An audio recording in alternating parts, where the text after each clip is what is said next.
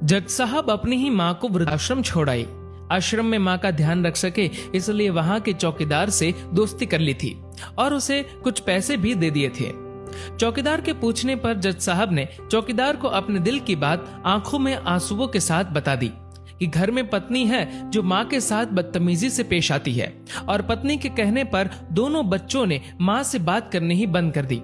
माँ को अकेलापन लगने लगा और इन सब वजहों से दिन भर रोती रहती थी, इसीलिए उसे आश्रम छोड़ने के लिए आ गए।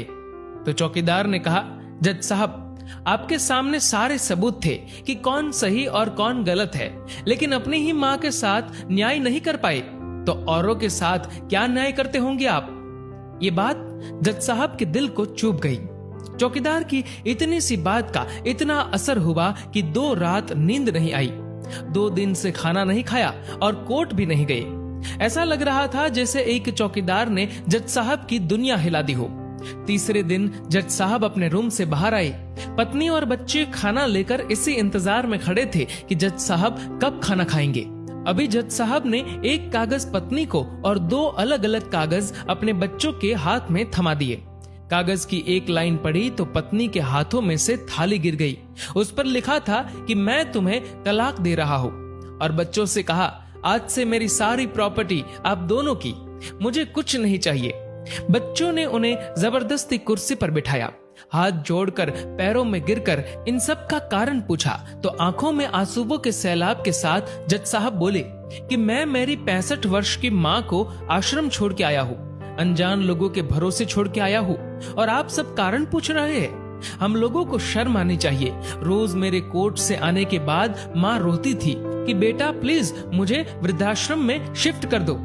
आप में से किसी ने भी माँ से सीधे मुंह बात नहीं की और ये भी भूल गए कि जिस जज को आज पूरा शहर सलाम करता है, उसी जज को बनाने में उस माँ का कितना बड़ा रोल है। कभी दूसरों के घरों में काम करने जाती तब भी मुझे अकेला ना छोड़ती थी। ऐसी भगवान समान माँ को मैंने आश्रम में छोड़ दिया, और वो भी ऐसे लोगों के भरोसे जिन्हें ये तक नहीं पता कि माँ को क्या बीमारियां है। खुद को कोसते हुए जज साहब कहते हैं, दूसरों पर फैसले सुनाने वाला आज मैं खुद हार गया। मैं जज नहीं बल्कि गुनहगार हूँ, और मैंने जो गुनाह किया है वो शायद कानून तो माफ कर देगा, लेकिन ईश्वर के कोर्ट में वो कभी माफ नहीं होगा। ये कहते हुए जज साहब बोले कि अब मैं अपने पापों का प्रायश्चित करने जा रहा हूँ। मैंने अपना सब कुछ आप लोगों को सौंप दिया है और अब अपनी माँ के साथ आश्रम में रहूंगा और उनकी सेवा करूंगा। पत्नी से जज साहब ने कहा कि याद रखना, आज तुमने उस माँ को आश्रम भिजवाया, तुम भी एक माँ हो, कल तुम्हें भी कोई आश्रम भेजेगी, तब तुम्हें मेरे इन शब्दों का अर्थ सही मायने में समझ आएगा। ये बोलकर जज साहब आश्रम के लिए चल दिए। आधी रात को चौकीदार भी जज साहब को देखकर चौंक गया। आश्रम के अंदर दाखिल हुए तो देखा माँ सो रही थी। करीब जाकर देखा तो पूरे परिवार की तस्वीर से लिपटकर रोते हुए माँ सो गई थी। आश्रम का प्रशासन भी जाग गया, क्योंकि पीछे पीछे पत्नी और बच्चे भी आ गए थे। उन्हें ये एहसास हो गया था कि उन्होंने क्या पाप किया है।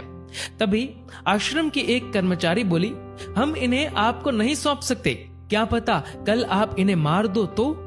ये सुनते ही जज साहब की पत्नी को दिल में बहुत दर्द हुआ। वो बोल उठी कि मैडम जी, शायद हमारे हाथों बहुत बड़ा पाप हुआ है, मानते हैं, लेकिन अब हम इन्हें मारने नहीं, इन्हें एक नया जीवन देने आए हैं। आश्रम के सभी बुजुर्गों की आंखों में आंसू थे। सब के सब रो पड़े। खुशी के आंसुओं के साथ माँ को घर ले आए। लेकिन वही आश्रम में अनेक आंखें ऐसी थी जो किसी ना किसी का इंतजार कर रही थी। माँ, तेरा कर्ज मुझसे अदा क्या होगा, तू अगर नाराज है तो खुश मुझसे खुदा क्या होगा। दोस्तों, इस कहानी को लेकर आपकी क्या राय है, नीचे कमेंट करके जरूर बताएगा। और दोस्तों, अगर आपको ये वीडियो पसंद आए तो इस वीडियो को लाइक करेगा और ज्यादा से ज्यादा लोगों तक शेयर करेगा। और ऐसे ही और भी इंस्पिरेशनल वीडियोस के लिए सब्सक्राइब करें हमारे YouTube